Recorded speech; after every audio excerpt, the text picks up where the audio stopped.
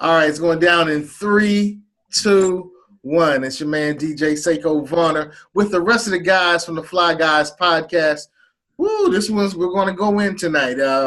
Once again, it's probably not safe for work. It's definitely not politically correct. There'll probably be a lot of profanity because Crumb Snatcher and Sam are here. Yeah, fall back. Hey, don't blame us. Don't blame us for our honest speak about the truth. We take the more politically correct approach, and we come from a place that's raw and real and powerful. And for that, you need provocative language. You can't just use simple terminology. Right. He thinks that's going to work, but that's all right. That's cool. That's cool. All right, so let's introduce ourselves. Once again, it's your man DJ Seiko Varner and Crumb Snatcher. Drop your IG, drop your YouTube channel, and go. Peace. I'm your brother Crumb Snatcher. I am on YouTube. I have my own URL, so youtube.com/Crumb Snatcher. I'm also on Instagram, instagram.com/Crumb. Crumb_Snatcher_. Okay. All right, Sam, what's good? What's good? This is Sam.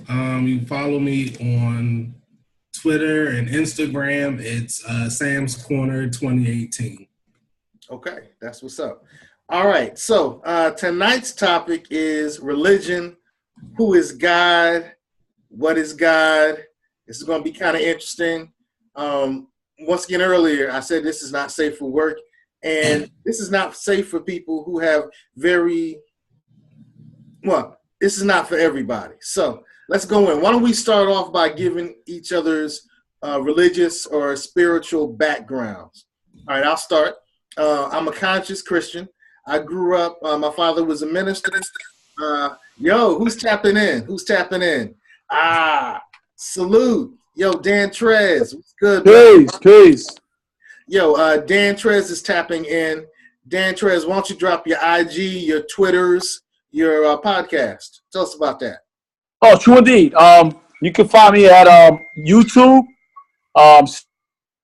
You can find me on also SoundCloud as Where My Killer Tape At, and Killer spelled Killa Tape At, and also you can find me on the Twitters at Omi's Podcast or MIS Podcast or at Dan Trezomi, DANTRESOMI. Really, if you go to Google and just put Dan Trezomi, all my stuff will pop up. Okay, that's what's up. We were just getting ready to introduce ourselves in terms of our spiritual background. So, Dan Trez, why don't you start it off? Oh, wow. I am an atheist. So I do, and when I say atheist, I don't believe in the supernatural. So that goes from everything from leprechauns to God, Yahweh, to angels, to horoscopes, to karma, all that stuff. I don't believe in any of that stuff. So you started off with leprechauns. Yeah. Yo, man, why you dissing the Twa people, bro? My bad. I don't mean to list people, people of short stature. Shout out to the Twa people or the Sound people of South Africa. They are actually real people. So I don't diss them at all. Got you. All right. Sam, what's your spiritual walk, your religious background? Let's see. Well, I was raised Christian. My mother, she's a traditional, very conservative Christian. Very. I went to Catholic school. I dated a traditional African priest. So I'm kind of one of those type of people who just, you believe what you believe. It is what it is. That's kind of pretty much it. Okay. Crumb Snatcher, what are your beliefs, man? Your religious, spiritual views? Very spiritual. I am a spirit having a human experience. I am not a human having a spiritual experience.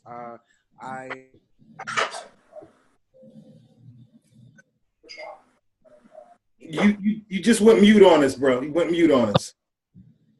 Me? Yes. Oh, sorry about that. The last thing you said is you're not. Start over. So I am very spiritual.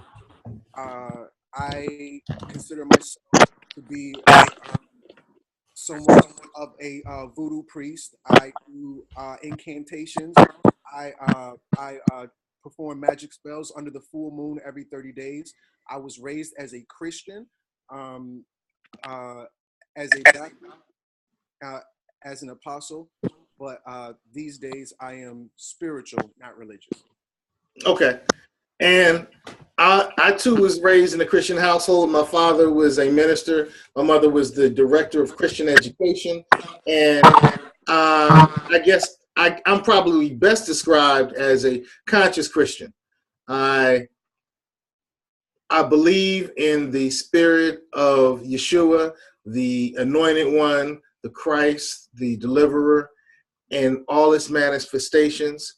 And I understand the other conscious and other information that's been around it. I don't believe that all knowledge can be contained in one book.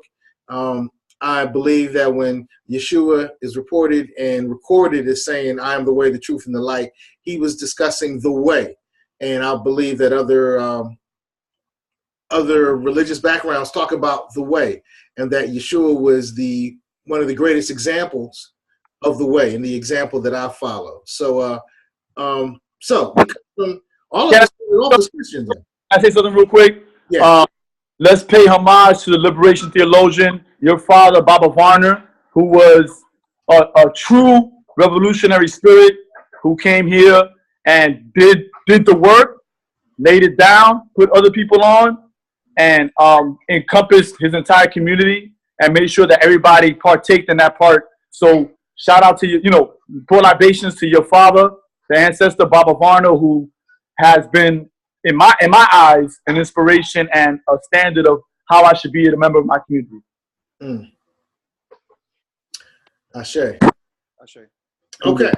Wow. Well, the interesting thing is, all of us started off in church, though. Chundi. Right. What was your experience like in the church? You went to a Catholic church, right, Dan Trez? Yes, sir. It's funny because I did a residency with the State Department where I taught breakdancing in El Salvador, the murder capital of the world.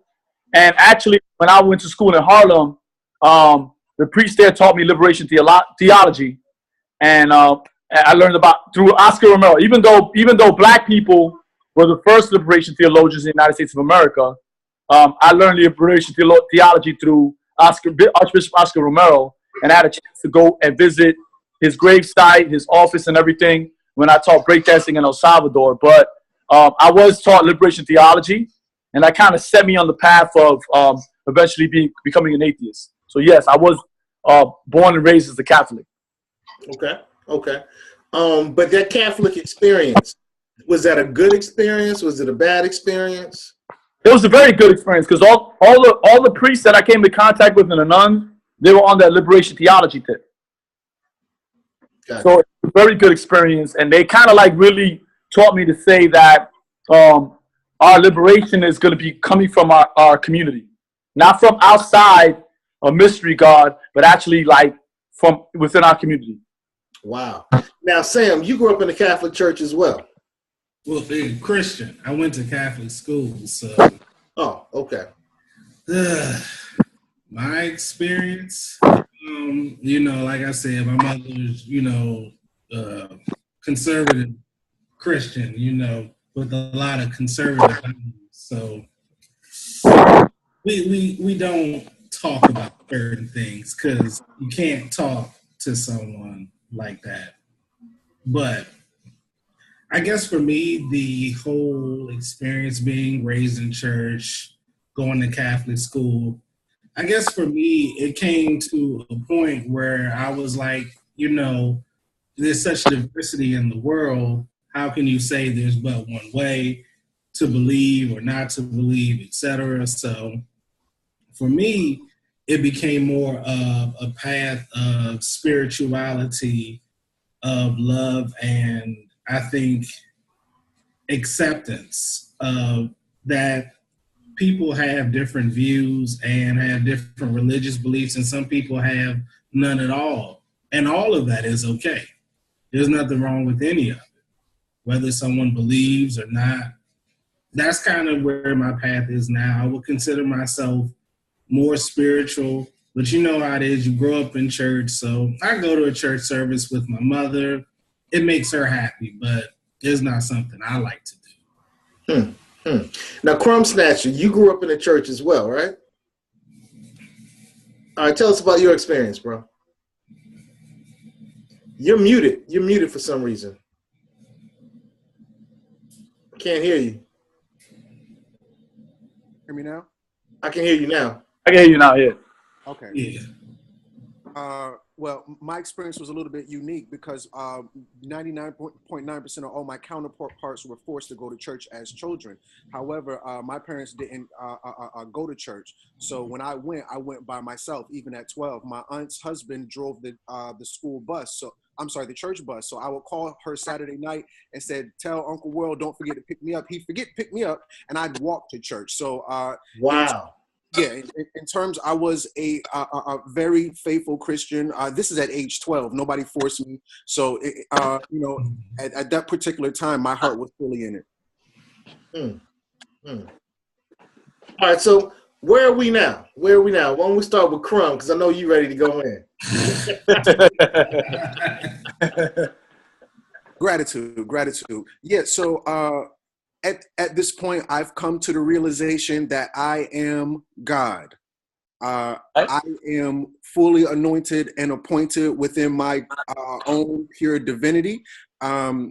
Upon revisiting the scriptures, I have found, even in my original upbringing, I was misled to believe that I was a Gentile, and the reality is that I am truly God in the flesh. Whoa. Okay. Did that come through the teachings of the Nation of Gods and Earth, the 5% teachings, or No. how did you come to that conclusion? If you would like, you can share my screen, and I'll go into it with you. All right. Let me see how I can share your screen. Go ahead and start talking, and I'll figure out how to make it work. Okay.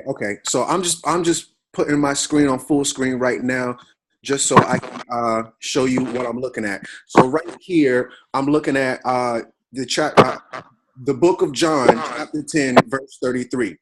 And the Jews answered him, "It is not for a good work that we are going to stone you, but for blasphemy." The Jews are facing off with Jesus at this point, and they saying, "We about to off you, nigga, because you, being a man, make yourself God."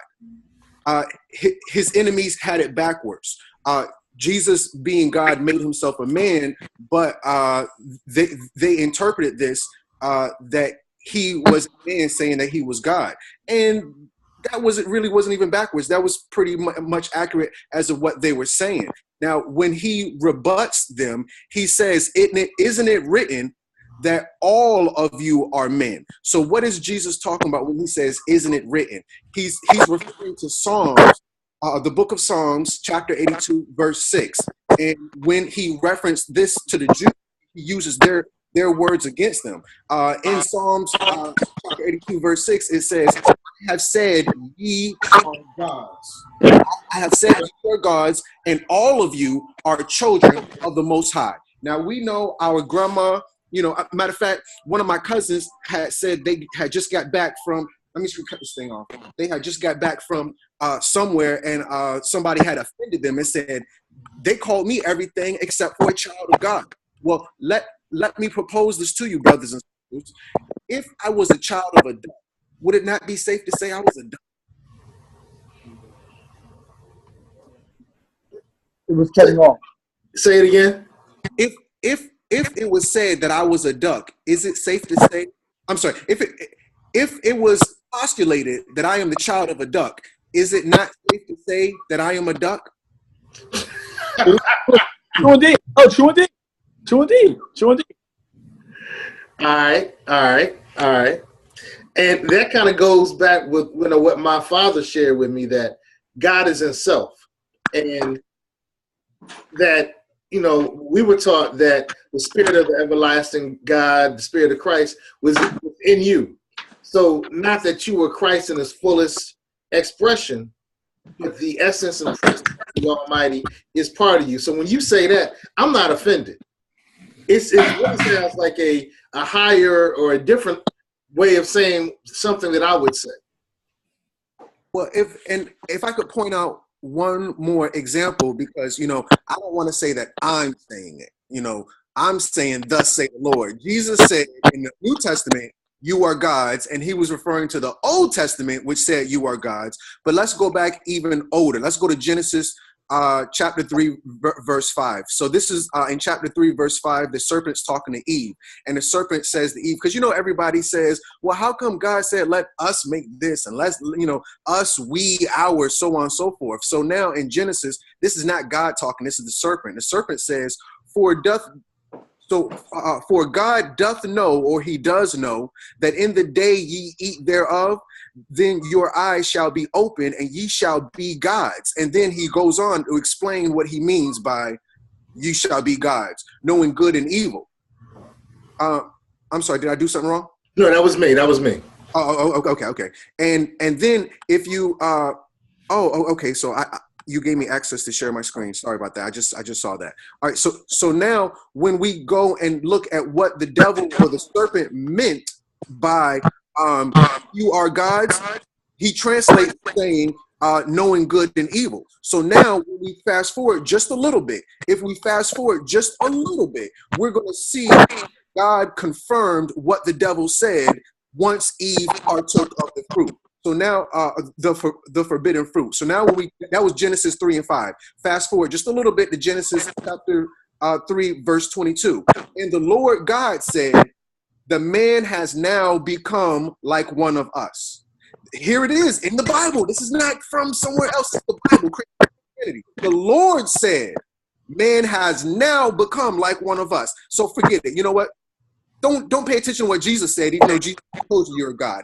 Don't pay attention to what Psalm says, because not a lot of us go in the Old Testament. God damn it, let's go into Genesis where nobody can miss it. So now he says, what do you mean, God, that they've become like God? So now, Genesis 3, chapter 22, and the Lord said, man has become like one of us, comma, knowing good and evil. So again, I've brought you 3 different scriptures. Jesus said it, Psalm said it, and God in the very beginning of the Bible said, you have become like him. So how long are we going to snub the Bible and interpret it the way we want to versus a plain English? God said, you are God, period. Trez. Now, as an atheist, how do you interpret that? I mean, pretty much, there was a time when, Homo sapiens, man, was young, and there was some things they couldn't explain. So they said there was an outside force that created that. But all that was explainable, right? So man created God, pretty much. And what he said right there was man created God. All the idea of is just man created God. When we couldn't explain certain things, we created a supernatural idea that said that this is what this is. That's pretty much what it is.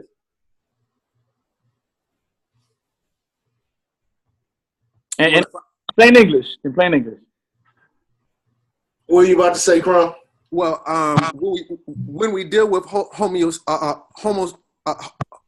sapiens, excuse me for my mispronunciation, we have to deal with the false pretense of evolution created by Darwin and Carl Linnaeus. The Tamahu, or mankind, has only been on Earth for 6,000 years. So when he gives you a timeline of evolution to these Homo sapiens, he's talking about mankind, in which they were saying one small step for man, one huge step for mankind. These people who have just come onto the earth, who have a lack of understanding, don't look like us. Those people are, for all intents and purposes, Tamahu. So when we talk about these origins of the human species, that's because they evolved. When we came to Earth, we were fully formed at our highest evolutionary being. So there's a pseudoscience that goes with this misunderstanding. It was once said from European origin, origins, ignorance is bliss. Now, the melanated counterpart is ignorance is a sin, and this was by Thoth, otherwise known as Tahuti, otherwise known as Hermes, Trismegistus, otherwise known as Enoch from the Bible, otherwise known as Metatron from science. So now, when we apply the logic that the supernatural comes from a lack of understanding, this is only from a people who have emerged from a dark age. Whoa. All Europeans know that the original man is black. I mean, even the Proto-Europeans, they just came out a couple of months ago, saying that there was original man that came to Europe. So they even know that. And they know that Homo sapiens go back 200,000 years. So 6,000 years is actually young. And I would even go out and say that Europeans came out 6,000 years ago. But the original man has been around for longer than that. I would posit that they've been around longer than 200,000 years. But I just don't have the proof for it yet. But I will posit it than that. So, yeah. So Crumb, you say that you're a voodoo priest? Why do you use that term? Based on what you just shared when you said God is me and I am God. I'm trying to get the connection there. I'm missing it. Well, for lack of a better word, we speak English, but none of us are from England. So, if I can get as spooky as possible in terms of the spirit realm, the best word I could fathom to connect this is what we would call voodoo. I am deeply immersed in the spirituality that we come from. I am not a human having a spiritual experience in terms of religion.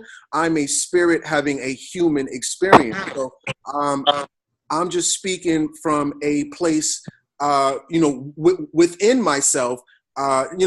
Basically, I am a cup of water. The cup is my physical body.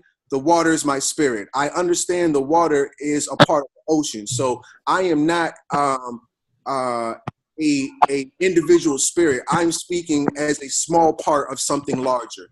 And the best way to comprehend that, I would say, is through words like voodoo, which we know voodoo is really voodoo, but it's just an African word to say God, because God is a Germanic word. We're dealing with Nordic. When we say God, we're dealing with Odin.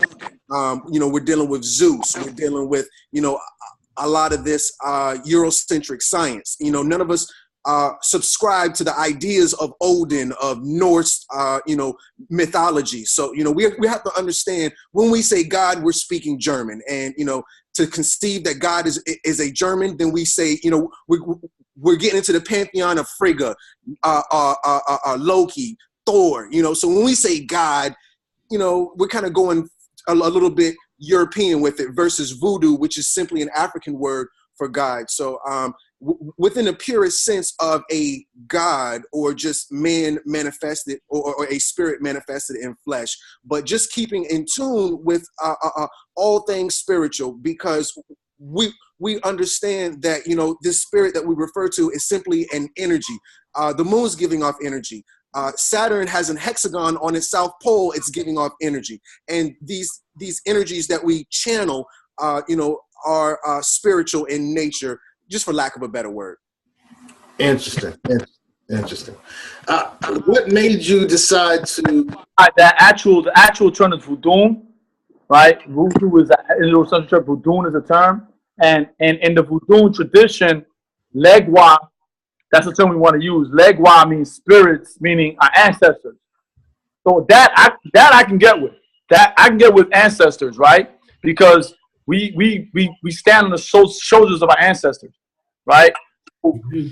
Africa always gave homage to the ancestors, because it was them that laid forth the foundation for us to stand upon, to build upon that. So yeah, I could fuck with voodoo, because that deals with the legua, which is our ancestors. That I could fuck with. Yep.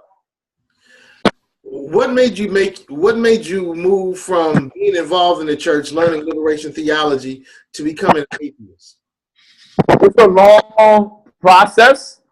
It's a long story. Like, it's a long, and it's kind of like, it's really boring, to be honest, because there's no epiphany. Boring. It was just that doing the knowledge on it. And it deals with the nation of gods and earths, Voodoo, the Yoruba tradition, all of that, dealing with our ancestors, talking to your father, Sekou, all that adds on to me becoming an atheist.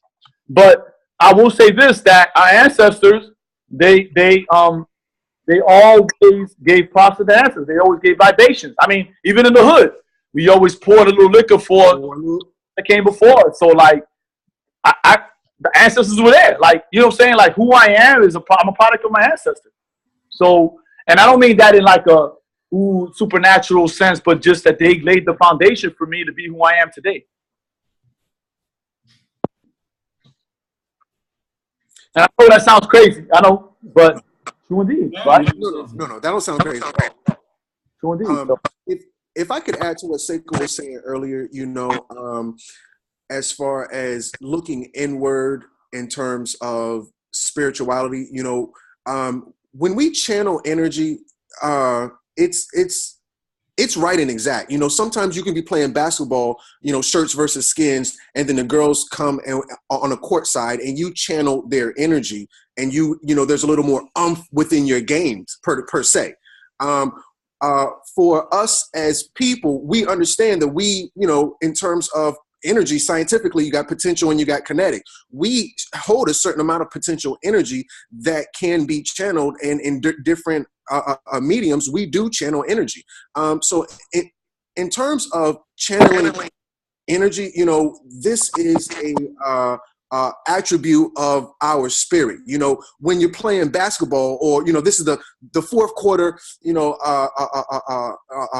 third down, you know, 5 yards to go, put your heart in it. Put your heart in it, guys. You know, what do you mean put your heart in it? You know, what are you putting into it? You know, so and that same energy that you're putting your heart into, I want to argue that our people are the most spiritual people on the face of the earth before you even walk into the doors of that church, a melanated church. You know, you're going to feel the energy before you even get inside the church. You know, not saying the thing that they're worshiping is true or false, but the energy that is being channeled, undeniable. Well, I want to go further and say that when I say, and I speak as a capoeirista now, because I do capoeira, right? When you say, and correct me if I'm wrong, when you say energy, I look at it as a shared experience, right? So when we play capoeira, if the music is great, the singing is great, and the energy is great, we're going to play a hard-ass game. It's going to be amazing. You're going to be doing crazy stuff. And literally, originally, the capoeiristas were saying that the Orishas, for the Yoruba tradition, was riding them. That the Orishas were possessing them, riding them, able to do movements that, if you say, Danny, do this movement right now, I wouldn't be able to do it. But in the Hoga, for some reason, I'm able to do a movement that I couldn't do before, because that shared experience, that energy, the singing, the clapping, the dancing, all that comes together. And even in breakdancing, we do it in breakdancing. If the energy is right, if the battle is on point, Cass is going to be up shooting rockets out the ass, straight up. Right? Crazy Legs talks about it all the time. All the time. Ooh, Crazy Legs. Talk about it all the time. A Rocksteady crew, yep. Yep. Wow. Hey, 10-minute warning, fellas. You know, I have the free version of Zoom. That was a 10-minute warning. 10-minute warning. How was your belief system, or lack of, well, I don't even want to say lack of belief system. How does your spiritual walk influence your lives today? Sam, what's up with you?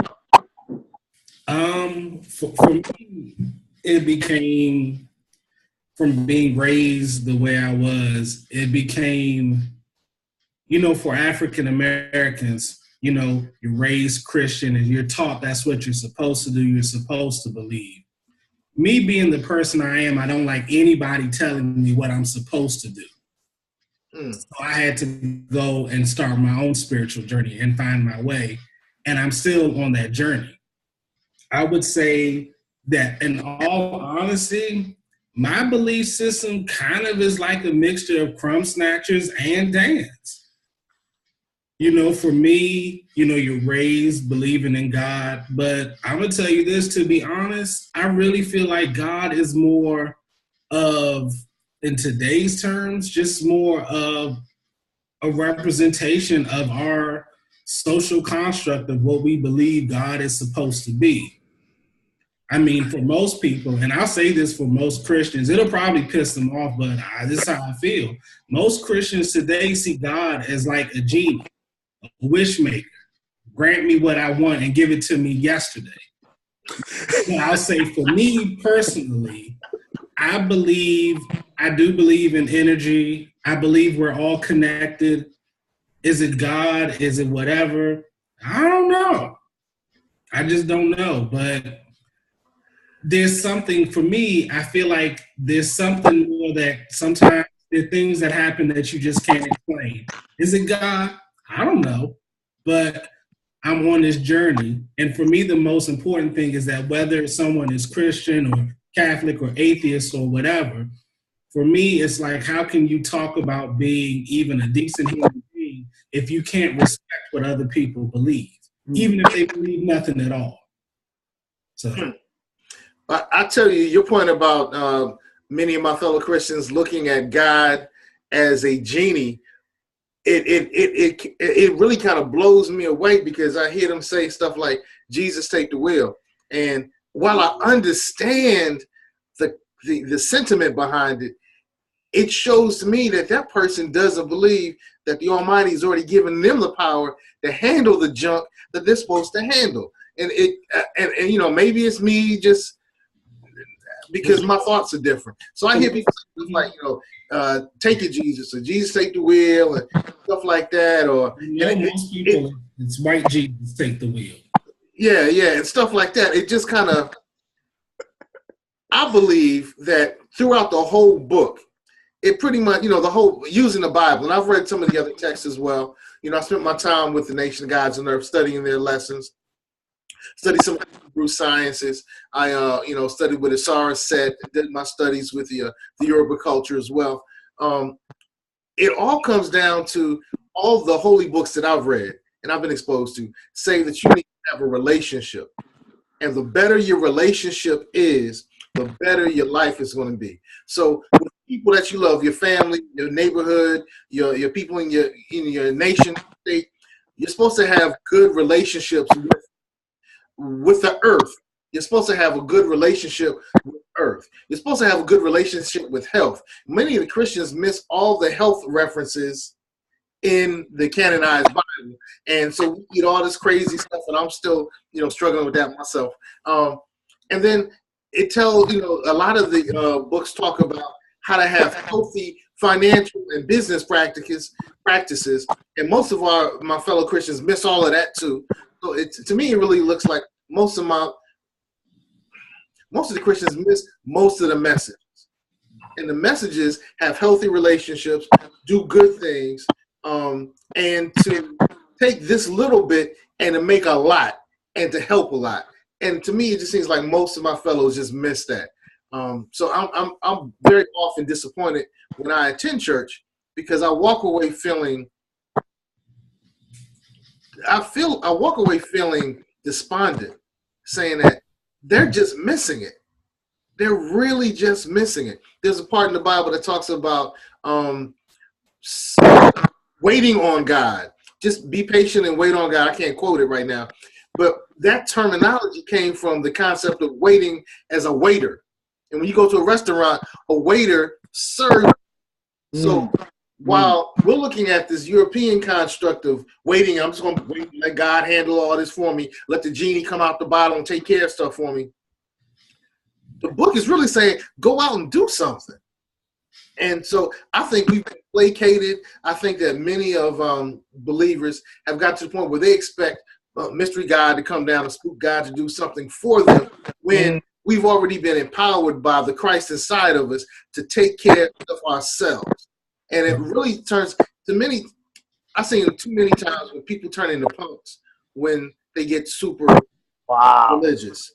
And that destroys me when I see that. And maybe I'm looking at it too critically. My family tells me that I'm too critical, that I'm looking at things possibly in a very radical manner.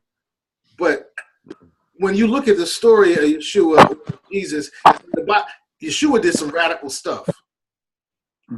Yeshua did some radical stuff. When you look at the story of Musa or Moses in the Bible, Moses did some radical stuff. When you look at all of the people in the canonized Bible, they did some radical stuff. And they hated hypocrisy. And all of them fought against hypocrisy. So it talks about having great relationships. And then Yeshua comes around and says, y'all are acting like hypocrites. I got to get y'all straight. This is the way.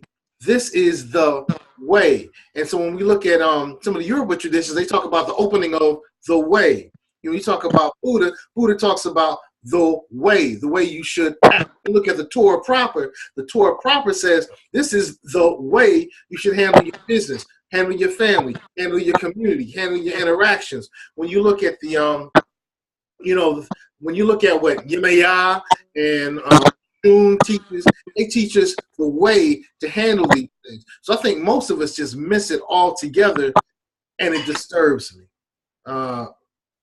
It really kind of disturbs me. But how is oh man, we have 2 minutes left. If I can jump in real quick on Zoom. Let me say this, Sekou. Your dad, man, where should I start? Like every Sunday, your dad used to cook food for people. Anybody. And I remember he told me, he said, at the time I was on some bullshit. He was like, I know you a vegan. He said, I will cook vegan food for you and your family. Like, that shit is real, man. Like, he did that. And I remember one of the biggest regrets that I had is that your dad was like, I wanted to marry you and your Tunde. And I didn't get a chance to do that. You know what I mean? And then he passed away. I was like, I'm going to do it on my 10th anniversary. But then he passed away. But the fact that he was a servant of the people, right? That he said, I'm going to serve the people. Whatever you want to do, you want vegan food? I cook vegan. I learned to do this before the internet. I'll do vegan food for y'all. I'll do the math. That, to me, we definitely, the ancestors, we got to pour libations for. You know what I mean? He taught me a lot without beating me on the head with it. You know what I'm saying? So, like, to me, I wish I had more people like him, you know what I'm saying, around to mentor us, to teach us where we need to go, because he did everything through action, through doing for the people. That's how he was. He was selfless. He didn't care. He did it. You know what I mean? And that, to me, wow. You know, that was very to always be powerful. And I'm sorry, I want to leave something to Crumb Snatcher. Well, unfortunately, we have like 30 seconds. Last word, Crumb Snatcher, before we got 20 seconds. God is a placebo. You can take the placebo and think whatever it is you want, but the power is really in your mind. Indeed. Ooh. Indeed. Wow. Okay. Ashe. All right, stay fly. All right, let me stop the recording.